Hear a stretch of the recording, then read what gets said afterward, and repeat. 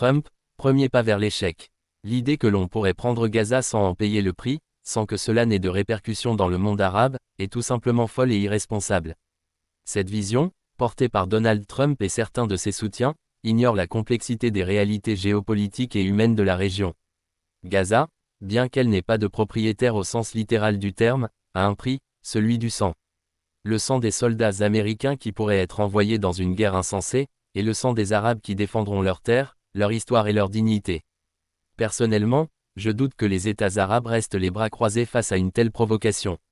Mais au-delà des gouvernements, ce sont les peuples qui se lèveront. Trump semble ignorer qu'une mobilisation populaire massive est inévitable dans la région. Les cassettes sont déjà connues, les scénarios prévisibles.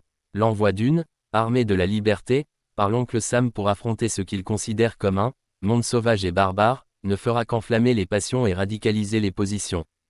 Trump s'interroge, pourquoi les pays arabes n'accueillent-ils pas les habitants de Gaza sur leur territoire? Mais la question devrait lui être retournée, pourquoi les États-Unis, champions autoproclamés de la démocratie et des valeurs occidentales, n'accueillent-ils pas les Israéliens chez eux? Après tout, ils partagent les mêmes valeurs, non? Cette question révèle l'hypocrisie d'une politique qui externalise les problèmes tout en refusant d'en assumer les conséquences. Sans entrer dans les détails historiques du conflit israélo-palestinien, il est essentiel de rappeler que l'Occident porte une lourde responsabilité dans cette crise. L'Europe, après des siècles de persécutions antisémites, a cherché à se racheter en soutenant la création d'un État juif en terre arabe. Cette décision, prise sans consulter les populations locales, a jeté les bases d'un conflit qui dure depuis des décennies. Comment peut-on ensuite accuser les Arabes d'antisémitisme, alors qu'eux-mêmes sont un peuple sémite? Cette contradiction montre à quel point le discours occidental est souvent biaisé et mal informé. Je conseille aux Américains et aux Occidentaux de se méfier des discours de Trump.